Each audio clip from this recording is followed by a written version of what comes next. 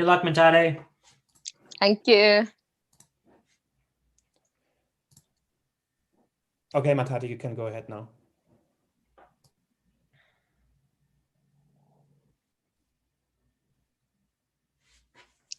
Thank you everyone for joining the Resistance Bureau today, our very first show in 2021. My name is Mandata Mlojwa, and I will be joined by Jeffrey Smith, my colleague who's hosting the show today. As our longtime viewers already know, the show is spotlighting issues surrounding democracy, human rights, and the struggle for freedom in Africa. And for those that are joining us for the first time, we convene voices of those people that are at the forefront of this crucial fight. So today we're joined by 4 amazing youth activists who are a reflection of Africa's future. We're joined today by Memory Banda, who's a youth activist and the founder of the Foundation for Girls Leadership in Malawi.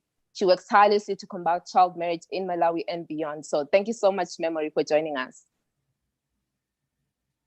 We also have on the board Busisiwe Catherine Siabe, a multi-talented youth activist from South Africa, who's also playing a lead role in the South African student-led initiative, including the Fees Must Fall movement. She's an advocate for women's and girls' rights. Busi, thank you so much for joining us. We also have on the show an old friend and colleague, Samson Itodo, a community mobilizer and human rights advocate who's also the convener of the Not Too Young to Run movement, which is a nationwide campaign in Nigeria, which is seeking to influence a reduction in the age limit for those that are running for office in Nigeria. Sam, thank you so much for joining us. Always a delight. Thanks for having me.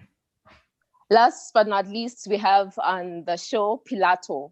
He's an award-winning artist, poet, and musician from Zambia. And today he has released 4 acclaimed studio albums, and his work basically centers around the idea of social activism and human dignity. Thank you so much, Pilato, for joining us. Thank you very much. I'm very happy to be here. Thank you. As always, at the end of the program, we're going to have a public Q&A session in which we allow the panelists to respond to some of the questions you sent us. So if you still want to send us a question to any of the panelists, please use our WhatsApp number. The WhatsApp number is +263 776 238 199. +263 776 238 199. But you can also join the discussion by following us on Twitter @ResistBureau and use the hashtag ResistBureauLive. We're showing this show as well live on Facebook and on YouTube, and we're recording it for later distribution. So I'm just going to hand over to you, Jeff, and I'll meet you guys at the public Q&A. So Jeff, over to you. Great. Thank you so much, Mentade, and thanks to everyone for joining us today, including our incredible lineup of speakers. I'm so happy to be here with our first show of 2021, Resisting the Old Guard. Just a quick note that we're able to produce today's program as well as our next planned shows this year due to support from our donors, including the Open Society Institute of Southern Africa. So thank you so much.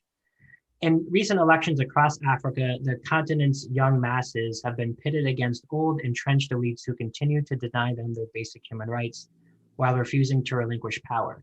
The ongoing struggle of Bobi Wine and the People Power movement in Uganda, as just one example, is representative of a much broader generational battle that we've seen play out, not only over the attainment of real political power, but also economic opportunities and social status. In Nigeria this past year, young people were the engine behind the EndSARS movement. In Zambia and Zimbabwe, the majority of youth are at the forefront of campaigns against government corruption and abuses of power. And of course, music and the arts and the often young entrepreneurs and voices at the forefront of these platforms are driving social consciousness and inspiring young people to get involved in politics and a range of social justice programs. Almost 60% of Africa's population is under the age of 25, making the continent the world's youngest. And given the youthfulness of African societies, it is often easy to assume that the old guard has had its day, especially when combined with the fact that Africa's youth are generally dissatisfied with the direction in which their country is going. 64%, in fact, according to recent data collected by Afrobarometer between 2019 and last year. At the same time, however, a majority of Africans consider the ideas of young people secondary to the wisdom of elders. Only 37% of those recently surveyed agree with the statement, we should prioritize listening more to fresh ideas from young people. So there is an inherent tension here. And while the image of young masses versus old elites is attention grabbing, it can also be misleading. One additional issue has been that youth movements have rarely proved to be united or durable enough to achieve their ultimate goals. And there is the constant risk, of course, of their activities being co-opted into existing patronage networks that undermine their impact. While putting together the show, I came across a quote from a taxi driver named Renato Gomez, a witness to years of Chilean protests during the 1970s under Pinochet, who remarked, "Dictatorships put people to sleep, and the only ones brave enough to fight it are youth." That is a key theme we'll be exploring here today with our speakers. And on today's program, we will investigate how these young activists and others are changing the face, quite literally, of the African continent, setting trends and creatively fighting back against entrenched power. We will also explore what needs to happen for these movements to unite, to build power and influence, and to avoid repeating the mistakes of the past. So there's a lot to get to. Let's get started. Samson, I'd love to come to you first, since we noted in today's introduction your leadership as part of the Not Too Young to Run campaign, which, as many of our viewers will know, is one of the more successful youth campaigns in recent memory. So I'd love for you to tell us a bit about this movement, what it was all about, and what you think the keys to its ultimate success were. So Sam, over to you. Well, thanks so much, Jeff, and it's a delight to be invited to just share some lessons from the Not Too Young to Run movement. And it's great to see you, Matante, and also looking forward to learning from the other, powerful and dynamic emerging leaders in Africa. Well, the Not Too Young to Run, it's a movement that was led by young people. It's a story of people, power, and change. It's a generation that stood up to be countered and wanted to end all forms of gerontocracy in Nigeria. That for too long we've been ruled by old people. For too long, politics has remained an old boys club. For too long, you've got institutions decimated by the same individuals who recycle themselves in office. And we wanted to address, the irony that you can have a demographic majority remain a political minority. And what young people sought to do was to tilt, that power imbalance by getting active in electoral politics. And so the campaign reduced the age for running for office in Nigeria.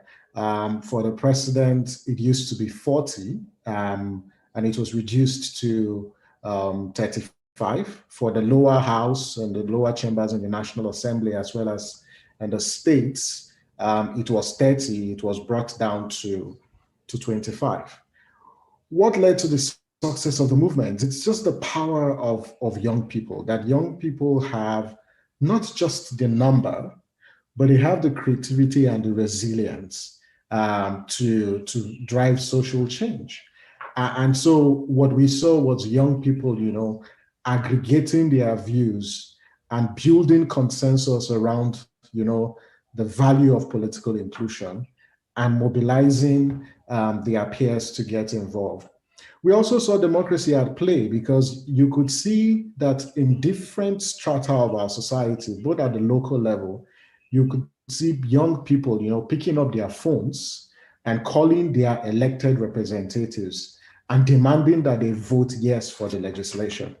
There's no better testament of democracy at play than that. And so there was that political, reawakening on the part of young people. The third was about, building alliances, and very unconventional alliances. Oftentimes we look at politicians, as pot-bellied men who, have no agenda but just self and personal aggrandizement, or they use politics as an opportunity to settle inter-elite wars. But what you saw young people did was to push the envelope and build strong alliance with an older generation that cared about political inclusion in the National Assembly. And that was how it was possible, to get legislators vote yes, and also get the president assent to the legislation. There were several challenges, but I would say that as we talk about, ending gerontocracy and retiring old and expired politicians from our state houses in Africa, there are four things that I just want to underscore. The first is, as young Africans, we must come to the point where we appreciate that our liberation as a continent will not be determined by the old guard. That that this old guard that we have in Africa today, they want to die in public office because they see that as a route of escaping accountability. Just look at what happened in Uganda. Look at Cameroon. Look at Zimbabwe. These guys want to perpetuate themselves in office. And that's why they continually change constitutions to extend their terms of office, because they know that even though our institutions are weak, to an extent, they can be held to account. So they perpetuate themselves in office. And so our liberation, does not lie with the old guard. So if we want to liberate ourselves, then we must, match our words with action and retire these old and expired politicians from our state houses and from our parliaments. The second point is understanding and appreciating the anatomy of power. Because, we're not going to get these guys out just by tweeting, by selfies, and by ranting on social media. That's not how we're going to get these guys out. We need to be clear that we need to understand the anatomy of power. We need to understand, those cleavages that define our politics. Politics is a game. It is dirty. Sometimes you've got to make compromises. But if we're going to make compromises that will push these guys out in the long run, I think we should do that. And we can talk about compromises, and I don't mean compromising our principles, our values. The third point is about a new sense of nationalism that we need on the continent of Africa. And I think that for us as young people on the continent, we've got to be clear about the Africa that we want to see. Is it a prosperous, a peaceful Africa, a just society? We've got to be very clear. And I always say this, if we're going to push the old guard, what will be the replacement? And so we've got to be clear about, what we're going to use power to do. And for me, it's about the common good. If we're going to push this old guard and it would advance the common good, I prefer they just remain.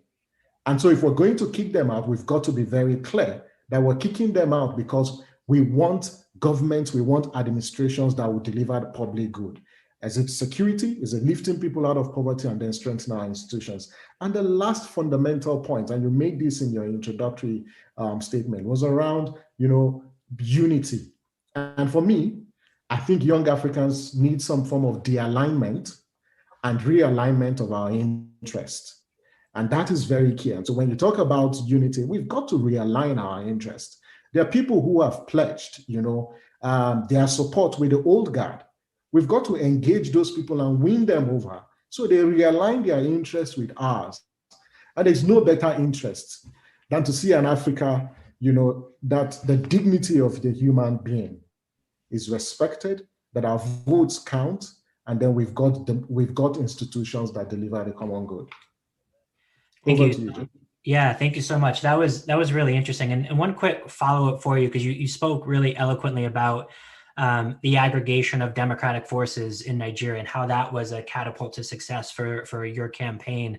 But one other thing we've seen, especially with some of the more recent campaigns in Nigeria, the NSARS movement, for example, what we've seen with that is the power of global attention, right? And you spoke a bit about unconventional alliances and building alliances across traditional boundaries and divides.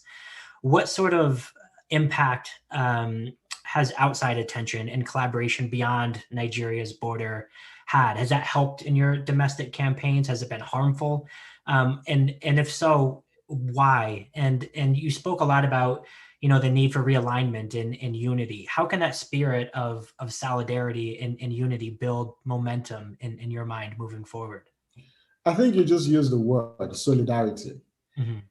You see, when we building resilience, we need solidarity. And for me, I define solidarity as difference, according to someone else's terms. And what that means is, if you look across the continent of Africa, our challenges are similar. Yes, they may be contextual, but they are similar. And poverty knows no tribe. It knows no nationality. Poverty in Nigeria is poverty in Zimbabwe, is poverty in Zambia. And so these things actually connect us. And so we need to identify, with each other. And that's how you build power. The strategic capacity that we need to drive change is going to come from building those alliances. So if you look at NSAS, you look at the Not Too Young to Run movement, there was a global coalition around us. And what that did was, one, it inspired and built the confidence of the foot soldiers and those who were in the streets. It boosted their confidence because they could see that outside the shores of Nigeria, their brothers and sisters in other parts of the world identified with their struggle. There is no other form of energy and motivation and inspiration you can get than to see that, oh, my brother and sister of the same color or from a different color actually identifies with your struggle. The second point is our countries are not living in isolation. And so we've got relationships with different countries, and our countries have made some commitments at the international level to uphold human rights, to uphold justice. When we amplify, when our comrades in other parts of the world, rise up and go to the streets in solidarity, they reinforce our message and cause, the international community to remind our leaders of the commitments that they make to the people. So that also helps. The third point was about, that peer learning that this sort of collaboration actually affords us. If you look at the tactics employed by NSAS, by the Not Too Young to Run movement, by Fees Must Fall, by Bayode Citoyen in Burkina Faso, you'd see that there's a similarity in the tactics that was employed. And so this space where we share and we engage in collective action helps us, leverage resources. And when I mean resources, I don't mean financial resources. It could be technical resources on how best, to organize. And so I think that it's important. And if you look through history from the 80s down till date, look across the revolutions that have happened across Africa. You see there's some form of connection you can establish with a global movement.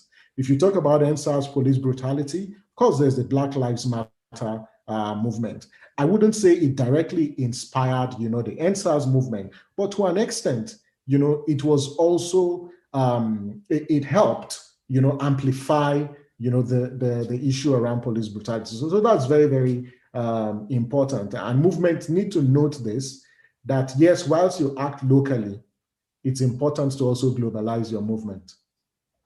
Thank you so much, Samson. Really appreciate that. And Busiswe, since your name and some of the campaigns you've worked on were invoked in Samson's remarks, I think this is a good segue over to you, as you have also led youth campaigns, including the Fees Must Fall movement that Samson just mentioned, which, among other outcomes, resulted in the firing of South Africa's Minister of Higher Education. So in other words, you and your campaign helped to hold some of your country's highest officials accountable.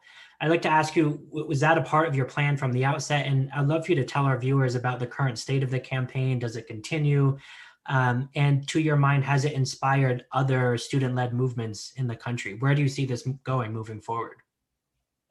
Well, thank you very much for having me. I would definitely say the removal of Blade and Zamande from the Ministry of Higher Education came as relatively a surprise, because when the Fees Must Fall movement started, it didn't start with the objective of holding leaders accountable. But more than anything, it started as a movement that was there to essentially get back and to reinforce a lot of the promises that were made to the previous generation and our generation as well. So for an example, when the ANC-led government was campaigning for the elections in 1994, one of the strong points that they campaigned around in order to get into governance was around free education. And they presented a free education that would be for all. They presented a free education and an idea of an education system that would be, to a large extent, decolonized. Even though they didn't use the terminology decolonized education, the sentiments around the kind of education system that they were purporting was one that, the Fees Must Fall movement was then, saying, you spoke about ABC 1, 2, 3, and now as the current generation, we're here to collect. So the removal of Blade and Zamande as the Minister of Higher Education came after students had essentially been calling for his removal, right? So this happened after his response to our protest action and our call for decolonized education was that students must fall. And at that point in time, he infuriated not only students, but people that stood in solidarity with us across the world. We had people standing in solidarity from Paris to India to Pakistan to Iraq, even to places that we didn't even know our movement had reached. And when people found out what the whole premise of the Fees Must Fall movement was all about, and I think it's very important for me to also just clarify, because a lot of people assume that the Fees Must Fall movement was about us not paying school fees. Was about us not paying for the education that we were receiving. That was a very small element towards it.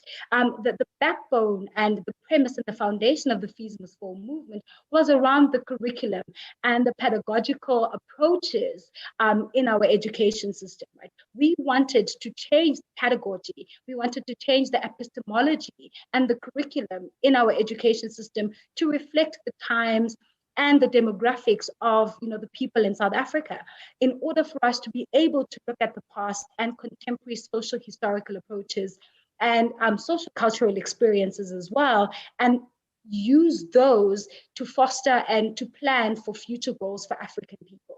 So we wanted an education system that would reflect us as African people and that would be indigenous to us and include our indigenous, systems of knowledge, that would also include, for an example, traditional medicine, which is something that is very demonized, something that is very disregarded in the country because it does not hold the same weight as the European-centered education system that we have.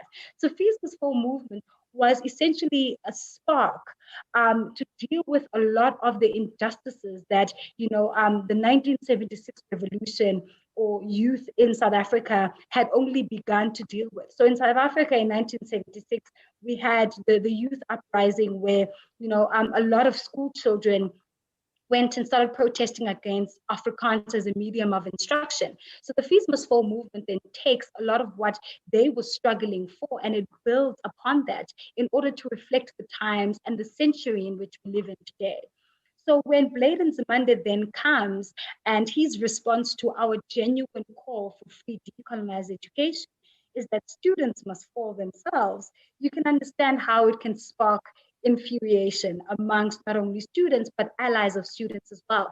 And that essentially motivated us to campaign more. It motivated us to stay on the ground even more. It motivated us to be able to particularly use nuances that not only South Africans and people who are not educated within the country, because South Africa has a very, very high illiteracy rate, but people across the continent now as well would be able to understand.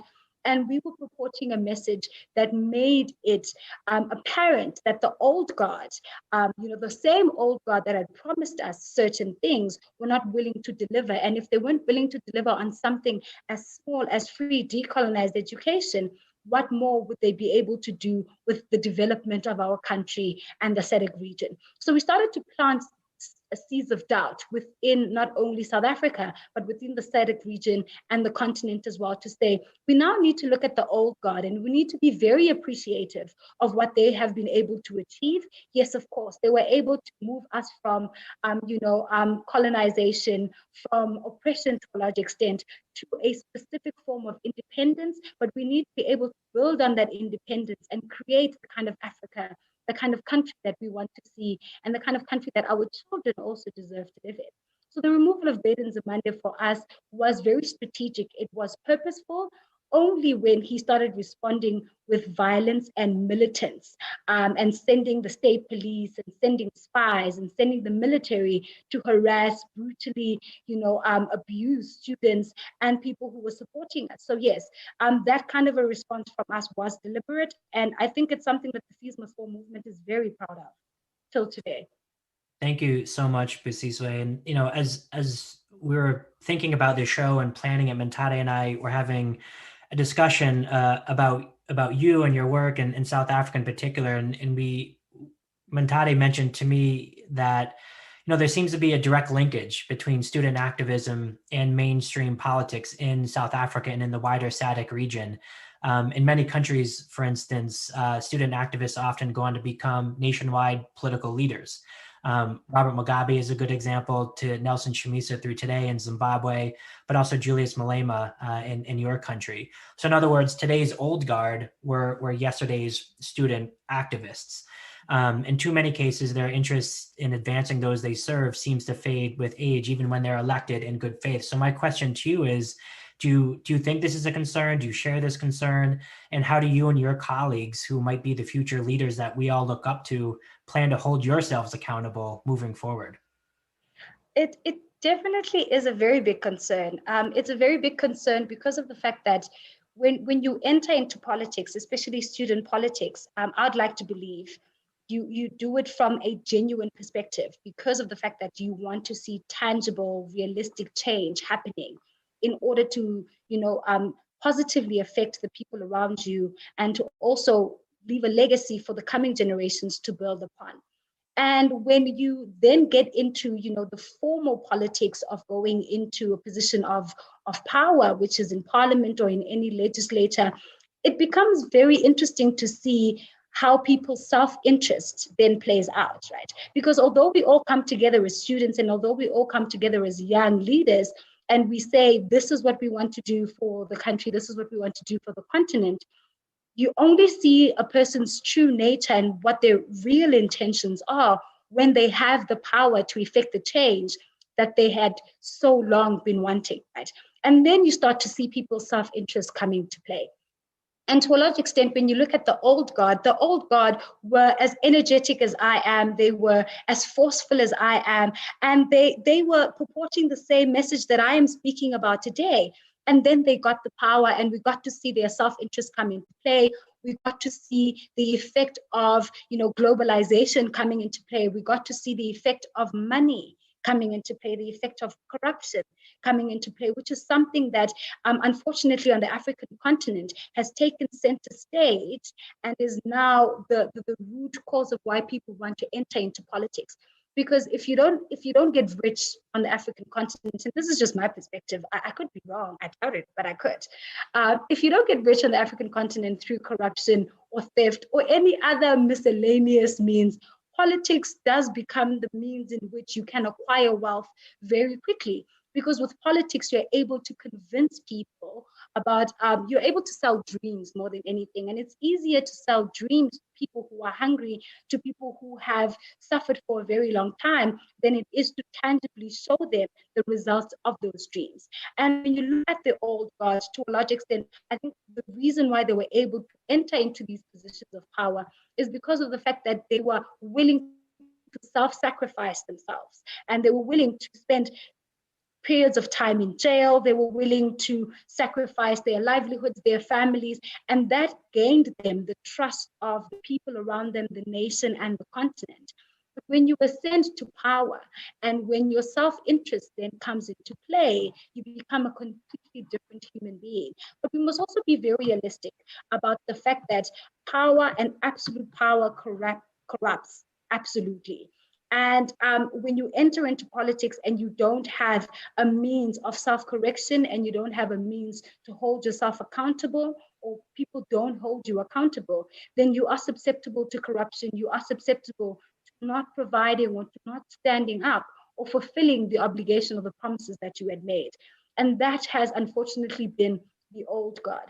But also to a large extent, as critical as I am of the old guard, I'm also aware of the fact that there is only so much that they can do. And we must also look at them in a contextual manner. Contextual in the sense that they fought for what they believed at that particular point in time was important and necessary.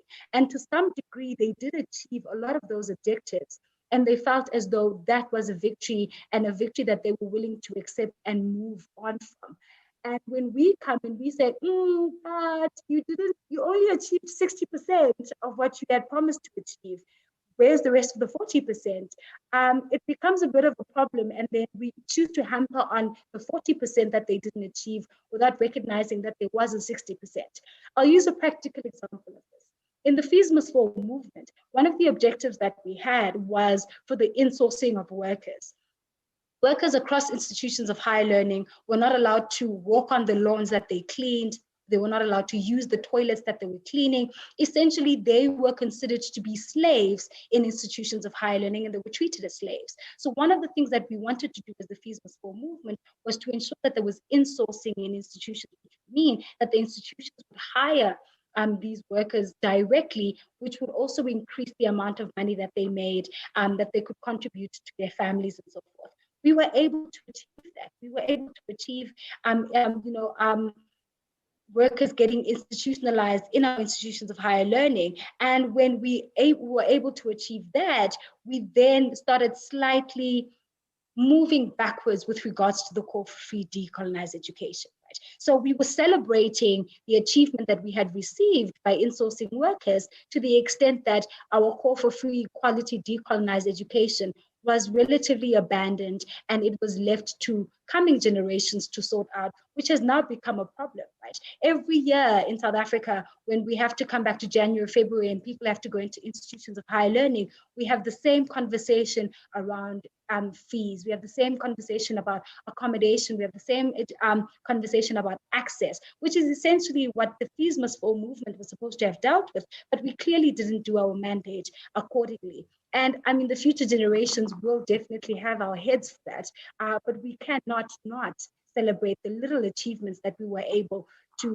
acquire in the process of the Fees Must Fall movement. Absolutely. I agree. It's always important to celebrate the small successes along the way. It's often what keeps us motivated and keeps us moving in the right direction. Thank you so much for that. Memory, I would love to segue to you here. How are you doing today? I think you're on mute, but I'm going to ask her a question and you can unmute yourself. But I wanted to bring you in because like Samson and Busiswe, you two have had great success leading grassroots campaigns in your home country of Malawi. For instance, you're at the forefront of efforts to increase the legal age of marriage from 15 to 18 years. So I'd love for you to tell our viewers who might not be entirely familiar with the situation in Malawi or girl brides in general, how this problem manifests, how it shapes the place and voices of women in society.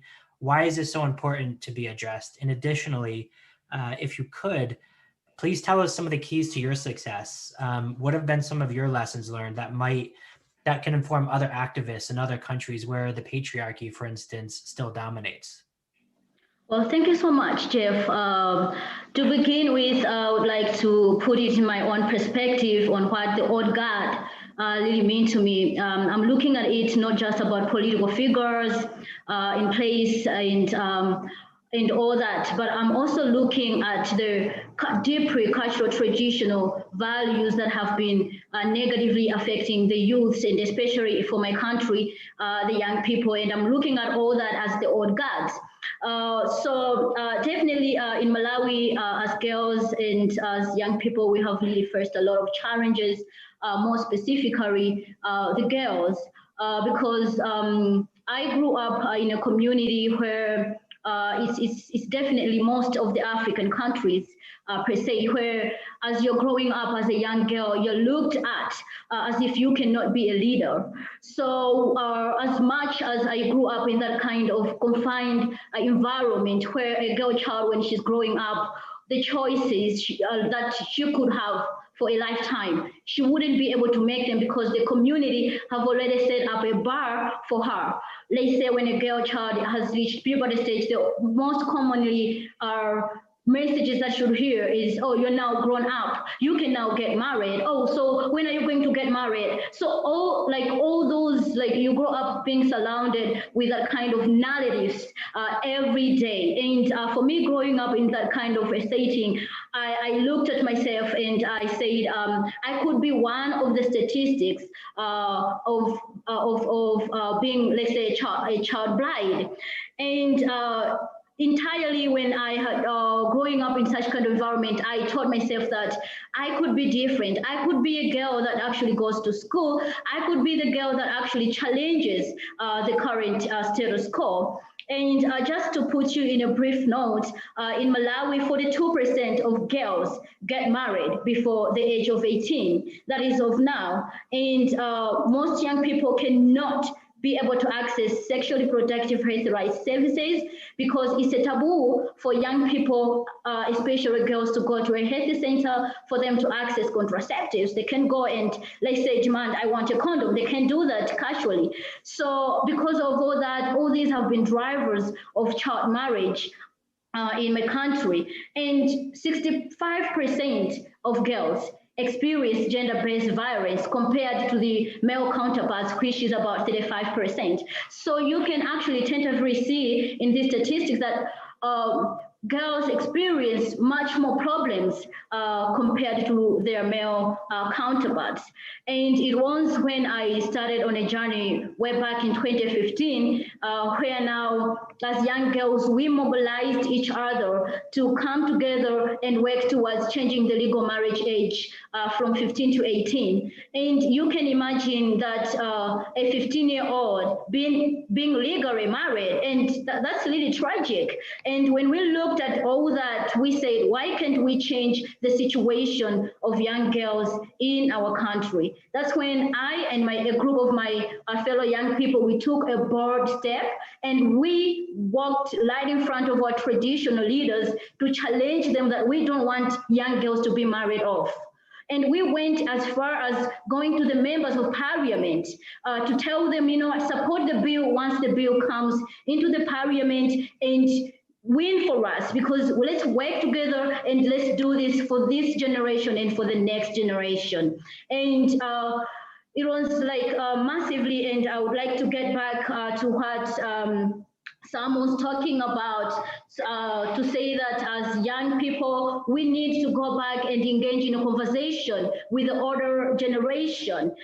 When we create intergenerational conversations, that's when you can come to a point of understanding. So we went back as young people and we started having conversations with our traditional leaders to say, please, we need to change the situation which young girls are going through right now. And tremendously in 2015, the legal marriage age was changed. And this couldn't have happened if young people didn't come together. It took a collective voices of young people, both girls and boys, and we took our voice and we amplified our voice to ensure that we were heard. And it's very important to note that as young advocates, change cannot happen if we sit down. Change cannot happen if we don't raise our voices. It's up to us. Change can only happen if we rise up. So for me, when I look back at what happened in Malawi, when we changed the legal marriage age from 15 to 18, I look at it as a collaboration, a collaborative work, and took an effort of young people rising up for change. So it's very important that as young people, we can't sit down to see ourselves suffer, to say the next generation will solve these problems. It's up to us to change those kind of things now. And the other question that you actually basically asked is, how can other young advocates be part of changing their communities and the alike? I would say, what drives you? That's the biggest question that one person should ask themselves as young people. What drives you? What keeps you awake? What motivates you? Because I would like to believe that every person, every individual has something a role to play on this continent to ensure that it's the best place, it's a haven for everybody. So what drives you? What keeps you awake? Go for that. Keep it in mind that you can do anything, and anyone can be can be an activist. Anyone can be a leader. So it's very important that it keeps in us and go for it. And the other thing is to actually motivate ourselves every day in creating a strong youth-led movement. Because as much as we are doing the work, and I would like to refer to what I said earlier, that it takes a movement for something to happen. And everybody in this conversation that we are having, everybody's talking about building a movement. Nothing can happen if we don't build a movement. So we need to work together, build a movement, work collectively, mobilize each other as youths in unity, and work towards that change. So that is very, very, very key. Thank you so much, Memory. I have one follow-up question, if you could take 1 minute, so we are running a bit short on time, but you did raise an important point, and that was about the amplification of voices and how that matters in terms of advocacy. So for instance, I think you and I first met in Oslo. You've spoken very eloquently on global stages about these issues. So I'd like for you, if you could, tell our viewers a bit how these experiences have aided in your activism, how this amplification of voices can help on the ground, and what is the value in these types of global networks and networking, and how would you advise young activists who might be watching today how to best pursue these opportunities? How can they take advantage of these opportunities that may be out there that they might not be aware of, for example? Yeah, thank you. I would like to say we live in a global village. Right now, the world has really changed in such a way that all the issues that affect Malawi actually affect the United States of America. It affects South Africa, it affects Nigeria, and the alike. So it's very important that as young people, we connect ourselves to the global movements that are of different causes.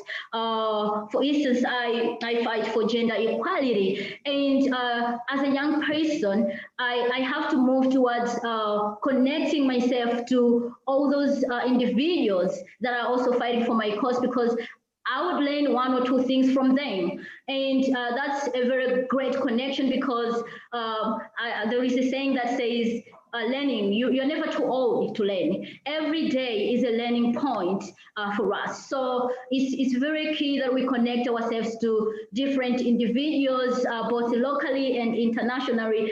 And for me personally, being connected internationally has really helped me. And when I spoke first at a Girl Up Summit way back in Washington, D.C., that was like an opening up for me. And for me, speaking out, I was speaking out innocently about the challenges that young people face in my country. I was overwhelmed by the support that I got from that point and onwards. And I saw the international community rising up for Malawi. And that was the time that a lot of funding had to came to Malawi to support the cause of ending child marriage. And right now, Malawi is one of the countries where most African countries come and they come and lean on how we made this massive advocacy on ending child marriage and promoting girls' rights in overall. So it's really key that we connect ourselves in all corners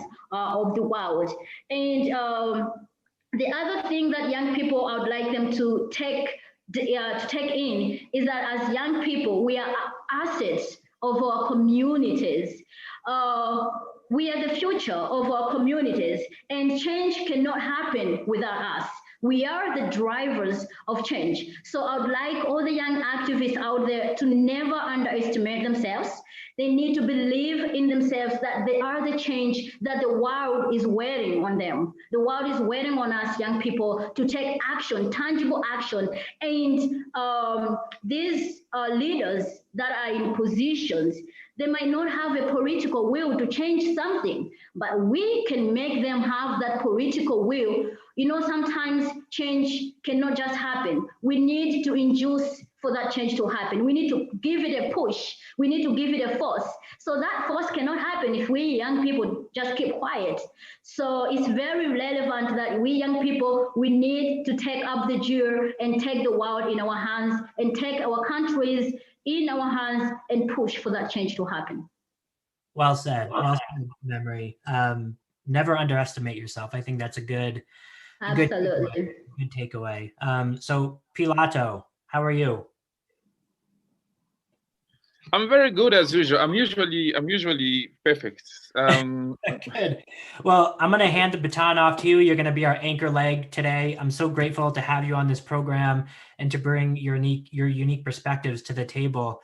As a poet, as an artist, as a musician, I'd like to ask you, because you bring a unique sort of viewpoint here, what responsibility do you think creative types such as yourself have to bring forth the concerns of the majority youth population in Zambia and elsewhere? In other words, what role do artists play in this struggle between the young masses in the old guard that we've been discussing today?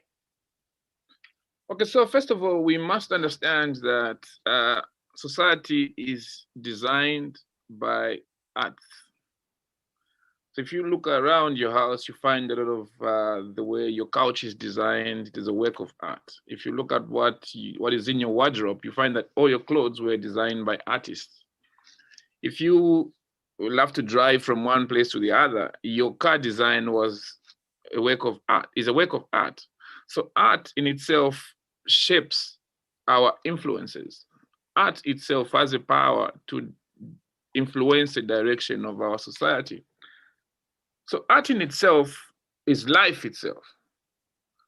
Art, where it starts and where it ends, it's art. We cannot do without art. So now, if our perception of life today is influenced by art, then what sort of art are we doing? Is it the art that makes us look at, for example, that looks at women as a weaker vessel? Or is it the art that makes us look at women as human beings, even if they're not related to me? So art has so much power that it can influence how we perceive life. It can influence how we understand the concepts of life. The things that we believe are a product of what art has managed to communicate and to fashion our minds in. Everything that we perceive. So now, if we have so much power in art, if we are the artists with so much power that we can influence how the world views itself, how people view themselves, how people view each other, how we understand things, if we have so much power, then we should have that much power in influencing society in a way that is sustainable, inclusive, fair, and of dignity. That is a responsibility that I place on every artist, and that is expected from every artist. But I'm also aware that this responsibility is not just on artists. This responsibility is on teachers, it's on doctors, it's on journalists. All of us have a responsibility to create a society where all of us can live with dignity, all of us can live with injustice, where all of us can live equally. The responsibility that rests on artists is the same responsibility that rests on medical doctors. The responsibility that is on medical doctors, the same that rests on school teachers. The realization of this equal distribution of this responsibility is what will facilitate for a better society. What we may have, which is different to all these other members of society, is that we artists may have amplified voices. We may be louder than other members of society. What we could do in our power is to share the microphone and the platform. We could say, I believe in the ideals of justice. I'm gonna scream, I'm gonna cry, I'm gonna do a song about this, but I'm not gonna be the only one. First of all, I'm not gonna let anyone, any member of my society be called voiceless. So I'm not gonna call myself as the voice of the voiceless. Every individual, every member of society has a voice. What I'm gonna do as an artist is get my microphone and share it with somebody that believes in their own dignity, somebody who's got something to say. We can do that to doctors. If a doctor wanted to woke up today and said, I want to speak against an injustice in Uganda, he doesn't have to be an artist. I, as an artist, I can share my platform with such a doctor. The reason is simple. Humanity is teamwork. Humanity is teamwork. There is no individual that can exist as isolated from everybody else. what I do to myself, to my own body, has the power, has the potential of affecting the next person to me. So what we do as individuals is directly and indirectly connected to each other. Our responsibility is to do to others what would like to be done to us. If I want to send my child to school today because I want them to have a better future, I must be brave enough to prepare a society where my child will spend that future. It would be stupid of me to prepare my child for a degree 10 years from now without protecting or ensuring that my country, Zambia, will be there in 10 years from now. I cannot raise my child in a society where she will not find a job. I cannot raise my child in a society where gender will be a crime. I cannot do that. The fact that I send her to school to prepare for the future, it becomes my responsibility to make sure that this society is conducive for my own child. So that when she graduates and gets that degree, she should be able to say, I'm going to look for a job without worrying that somebody's going to rape her or somebody's going to discriminate her because of her gender and all that. So what I'm trying to say is the responsibility rests on each and every member of society. Yes, it does rest on artists, but it rests on every other member of society, because if you believe in the future, the best place, the best expression of that belief in the future should start in how you conduct yourself today. How do you relate with the environment? How do you relate with the people around you? Because that belief in the future has its foot on the present. What we do today is the foundation, is the base where we are building our future. If I choose to be silent today on issues that are critical, what will I say? Where will I get my voice tomorrow when today is history? So we all have this responsibility. Yes, we artists have a special responsibility, but all of us have this special responsibility. Absolutely. Thank you for that. We're running very short on time, but I do have one quick follow-up for you before we go to our question and answer session with Mentade. You know, you mentioned that humanity is teamwork. I love that phrase. And I would just like for you to quickly, if you could, tell us how you personally go about trying to advance this solidarity that you're talking about, which has really been a key theme today in all of the remarks. What initiatives are you currently involved in? What can we learn about them? And how can people who might be listening today in Zambia or elsewhere get involved in these sorts of solidarity initiatives that you've spoken so passionately about today? So first of all, if I speak for a longer period, please do indicate to me.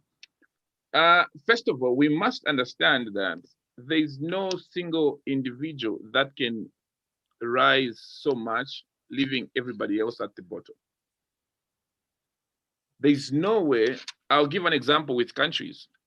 If Zambia was to drown in poverty, if Zambia was to collapse completely, guess what? Zambians will run to South Africa. South Africans will not enjoy their peace. South Africans will not enjoy their wealth. Why? Because we cannot sit here and die of hunger or of joblessness. We will go to South Africa. If the same thing happened in South Africa, South Africans will leave that country and go elsewhere to look for opportunities, to look for survival, to look for life. What that simply means is that if in Zambia, we are ignored when we cry for justice, when we say the youth unemployment here is so strife, if this is too much, and the rest of the world just sit back and watch, guess what? We'll come and knock in your borders. We'll come and cry. We'll come and and bombard your houses because we want to live. No one wants to die. What that also means is that because you love yourself, because you love your peace, the only way you can secure your own peace is to make sure that the next person to you is secured as well. The only way I can confidently go to sleep today without worrying that somebody is going to come and break in and steal food from my fridge is by making sure that the next person to me also has food. The only way I can defend my human rights, the only way I can defend my own dignity is by defending the dignity of the weakest person in society. If I'm the only one person here who has a job and everybody else is jobless, where will I get the confidence? Where will I get the power to demand that I deserve better? If I've allowed, for example, Jeffrey, if I've allowed persecution and unjust persecution on you, I've decided I'm not gonna say anything. At what point will I get the courage to speak when what is happening to you is being done to me? If I cannot defend dignity, if I cannot defend justice of another person, where will I get the courage to defend justice that I have? So for me, it's basic. When we look at these concepts of a better society from afar, they appear and feel so fictitious. But when you connect yourself, when you bring yourself into the discussion, you understand that the betterment of society has you at the center of it. It changes the texture of the conversation. And solidarity is basically that. I'm not fighting for anyone. Even if I speak for your freedom, even if I speak for your I'm not fighting for you. I'm fighting for myself. If I say Jeffrey deserves equal rights, human rights, Jeffrey deserves justice, I'm not fighting for you, Jeffrey. I'm fighting for myself. Because your injustice, you being persecuted in whatever form, will create a trend that one day it will become a norm for you to be treated in that way. Tomorrow it's going to be me. Tomorrow it's going to be my brother. If I cannot defend you, how will I be able to defend myself? Right. So it's basically about me. Thank you. Thank you so much for that powerful ending. Right now, I'm really honored to turn the discussion over to my colleague, Mentade. Mentade is going to moderate our Q&A session. We've had a lot of questions from the audience, and we have about 15 minutes to hopefully get to a few of them. So Mentade, please take it over from here. Thank you so much, Jeff. This has been a very interesting conversation. And one of the things that I'm really noting from all of this is that we've got speakers that are coming from different sectors. We've got someone speaking into young people that are in the arts sector. We've got someone talking about young women in general, someone talking about students, and Sam coming in to talk about young people in politics. And one of the things that I'm saying is that it all converges to the fact that there is a problem. And really the question we're trying to answer is, where do young people sit in this spectrum of problems that have been identified? So what I'm going to do is I will ask a question to each of the speakers. So I will really ask you to be brief in your response. So I'm going to start with Sam. So Sam, your question comes from Newton Adams Mulimba, who's in Zambia. He says that African youth seem to sing in unison when we complain about a lack of representation in national matters. The question comes in to say, how do we as young people make use of blocs such as the SADC, ECOWAS, in our quest to fight for more representation and to keep member states in check, noting the recent violation against youth in Uganda, police brutality in Zimbabwe, as states seem not to want to castigate such atrocities in the name of diplomacy and foreign relations. So Sam, your question really is about how do we begin to hold these regional blocs accountable for some of these atrocities that are happening in different countries, because in a lot of instances, they are seen to be quiet. So the first is to understand how these institutions work and also appreciate the limitations that they have. Because within the realm of international law, these organizations really have some limitations. So really understand that the best they can do, is to hold your governments to account, reminding them of the commitments and perhaps imposing sanctions. So that's something those institutions can do. But it starts with understanding ECOWAS, understanding SADC, understanding the roles that they play, understand the institutions, because these institutions have organs where you can address these concerns. Oftentimes we miss it when we address our concerns to an organ within an institution that does not have the mandate. So it begins with understanding the institutions and also appreciating their mandates. But I also say it also takes some level of organizing. And this is where local action is very important, and also linking up with, young people in other countries. So I'll give you a practical example. So you check, where is the secretariat of this international institution? So if you're in ECOWAS, the ECOWAS secretariat is in Nigeria, is in Abuja. And so if you are in Mali and you need to mount pressure on ECOWAS, you need to link up with, a group of organizations in Nigeria to lead a protest or submit a petition in ECOWAS in Abuja. That is why that cross-border engagement is very, very important. I know for want of time we can go on and on, but these are just practical ways, you can get these institutions to work in our favor. Thank you so much, Sam, for being brief as well. And then I'll jump straight to Sputsisi Seabe. So there's someone that's asking really about the Fees Must Fall movement. So they're saying that it started off as a wake-up call for the ANC-led government, and later was infiltrated by political parties and other side agendas. So they give an example of the program of insourcing the workers and how it was an economic freedom fighters agenda. So she also notes that some of the leaders of the Fees Must Fall movement are now legislators within the South African Parliament. So the question that they have is, how did your organization work with the Fees Must Fall movement? And also the question of, how do we maintain the independence of student movements without having political parties using that to actually drive their own agendas? I cannot, and I must make this very clear. I cannot and will never speak on behalf of the economic freedom fighters. I believe that the economic freedom fighters themselves have been able to answer that particular question on their involvement in the Fees Must Fall movement. But as a student leader myself, and what I was able to note with regards to the involvement of political parties, was that the reason why they became involved was because of the traction that the Fees Must Fall movement was getting. It was because of the destabilization of the current system that the Fees Must Fall movement was causing, not only within systems of power in institutions, but also in government. So political parties wanted a piece of that pie in order to further their own agendas. I believe to some degree, other political parties, I'm not going to mention which ones, were speaking about land as accommodation. And that also raised the question around land redistribution without compensation. It also raised many issues around the haves and the have-nots and the socioeconomic disparities in the country.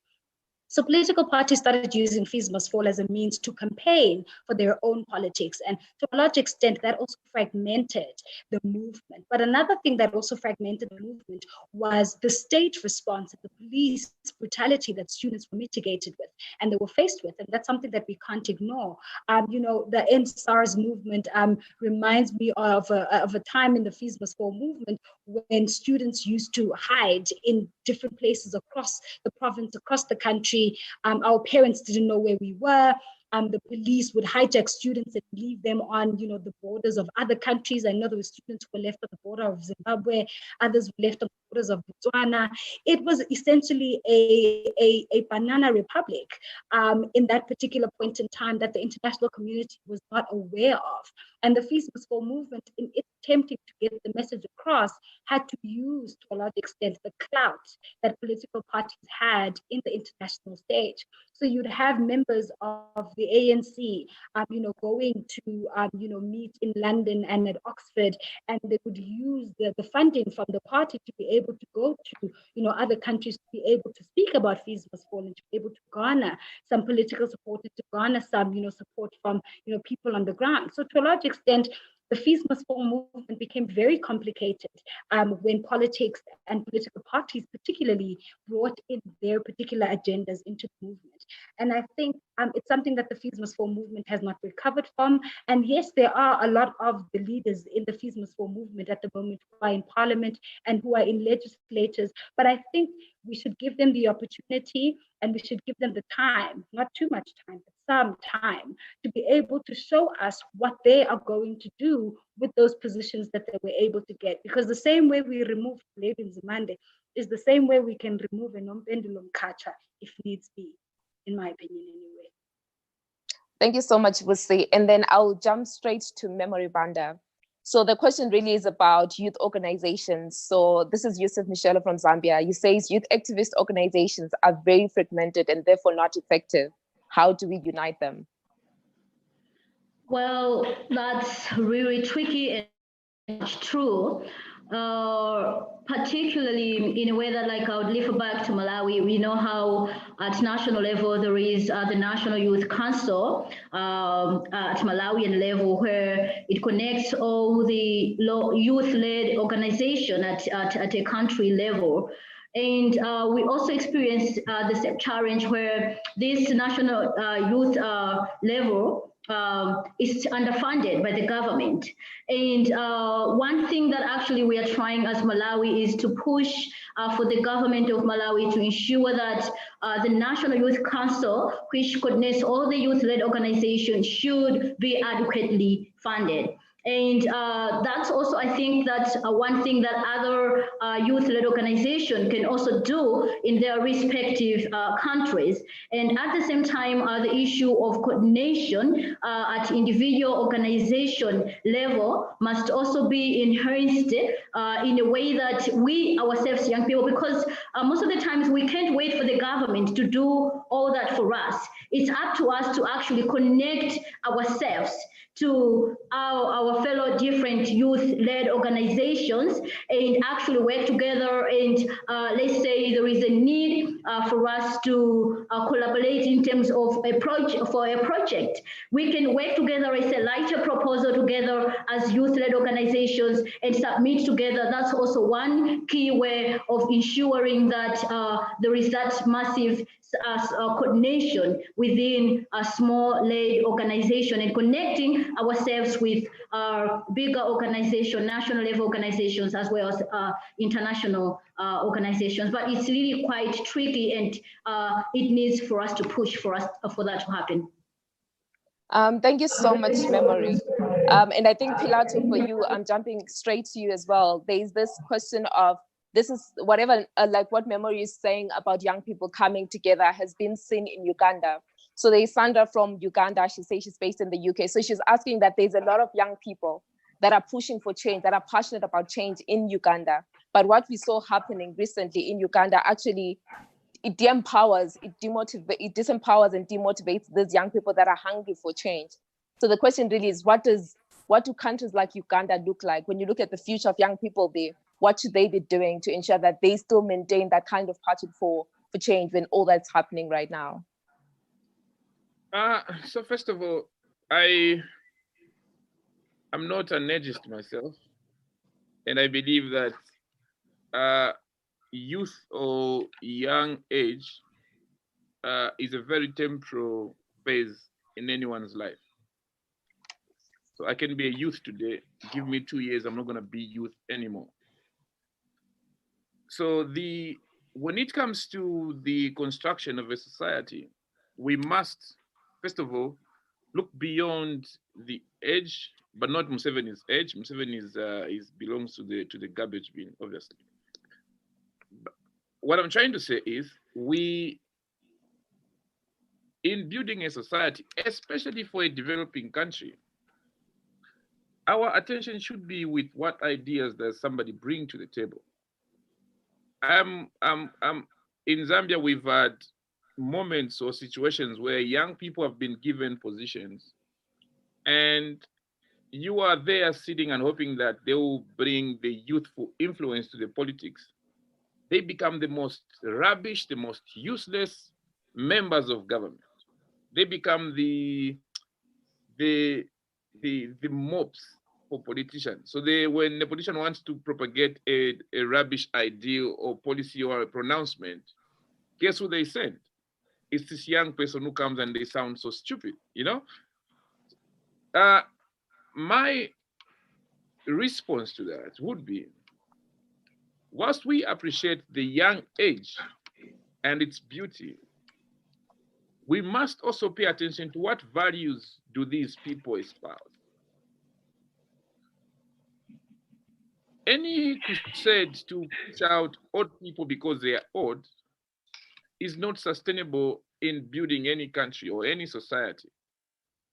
In building a country or any society, we both, first of all, must understand that we need the wisdom and the experience of the old, and we need the energy and the ideas of the young.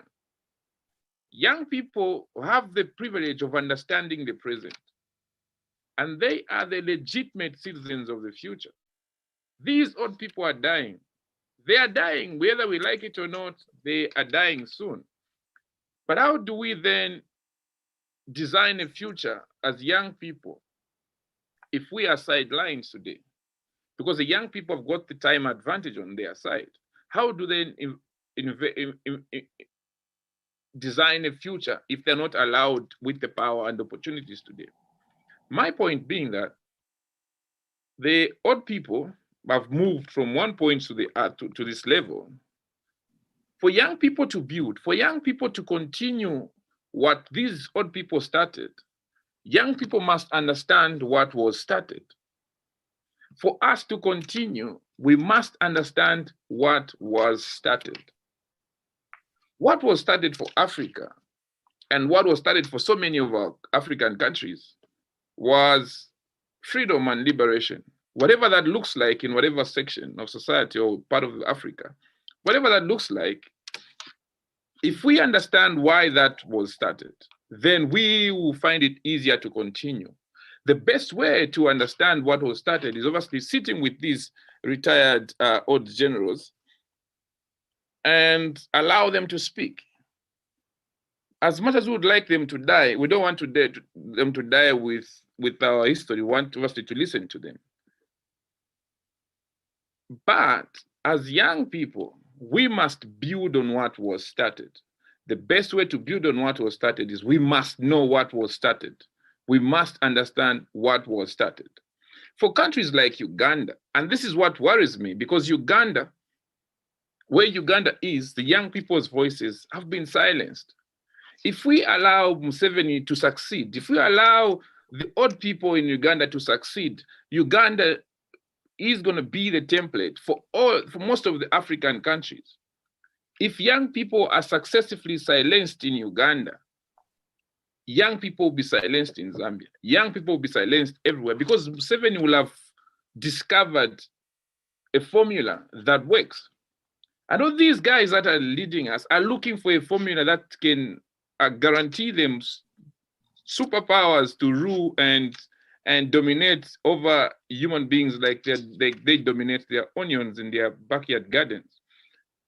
It is for that reason that young people in Zambia, young people everywhere, young people around the world must make sure that Museveni does not succeed in his plot to silence the young people.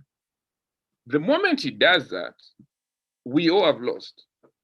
I don't know if I've answered the question, but I think I've talked a lot. Thanks.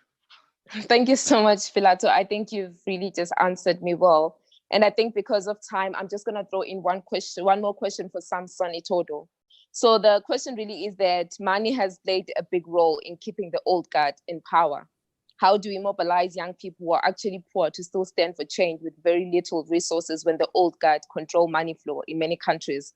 And it also has a second question to say, how can we count on companies to help get resources when governments threaten most of these companies, including religious and cultural leaders, from taking part in politics? Sam.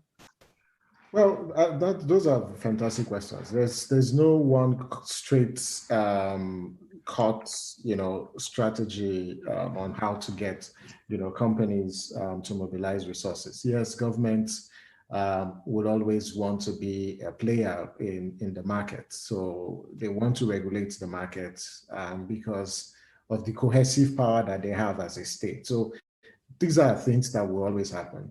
But I think that young people need to, when I look at resources, when I talk about resources in the context of political participation, it's not just financial resources.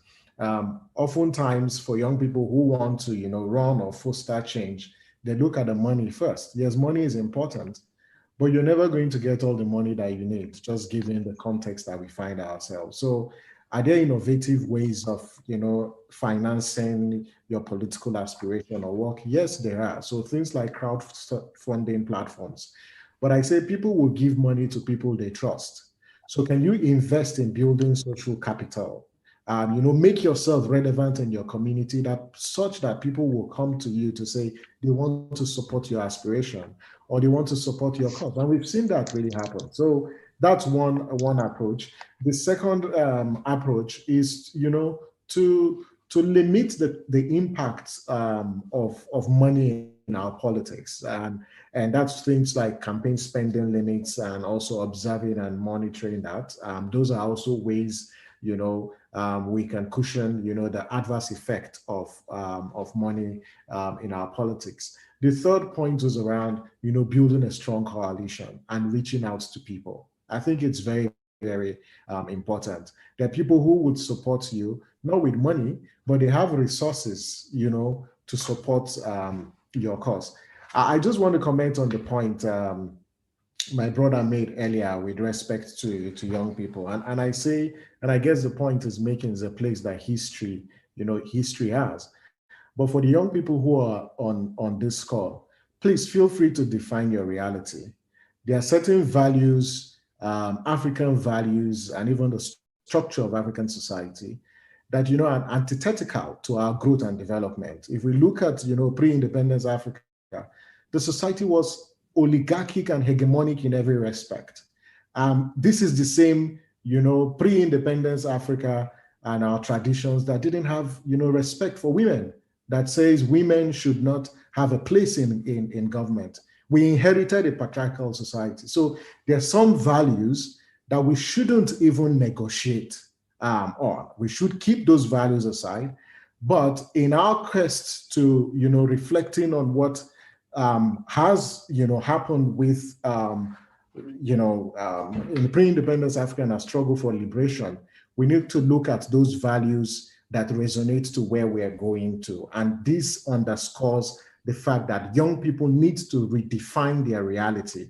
We've got technology, we've got social media, the frontiers for political socialization are so wide. All through history, this is the first time, the world is experiencing this. So it is your world, it is our world. Please feel free to define it in the best way that it will deliver, the common good. Thank you so much, Sam. And that brings us to the end of our program today. Thank you so much to our viewers who took the time to join us today. And thank you so much to our brilliant panel. You are very inspiring. We look forward to keeping in touch with all of you, just following your work and being able to promote it online, and just continuing to build this vibrant network of African leaders, activists, and visionaries. And as I mentioned earlier at the program, that this is our first show in 2021, so we're bringing in more shows across the year. We're going to bring in more topics and cover a lot more issues, especially around the upcoming Zambian election and other developments across the continent. So please stay tuned. And you can also keep up to date with our work, as well as check out some of the shows that we did in 2020 by following our website, by actually checking out our website. It's www.theresistancebureau.com. You can also subscribe to our newsletter there. So we also encourage you to stay up to date with us by following us on social media. We're on Instagram, we're on Facebook, we're on Twitter, as well as on YouTube. You just search for The Resistance Bureau. And also, just as a final note, this show would not be the success that it is without the team effort that continues to work to bring this show to life. Thank you so much to our advisory council for always being on board, and also just offering the kind of insight that helps us to reshape our shows and make them more relevant. And also just a special shout out to our colleague, Peter Dory, who's working behind the scenes to make this show as awesome as it always is. And also to our colleague, Professor Chisman, we hope you get well soon. But from me, Mandate Loja, and the team at the Resistance Bureau, we just want to thank you for joining us today. Keep safe, keep fighting, and we will see you in our next show. Thank you so much. Thank you.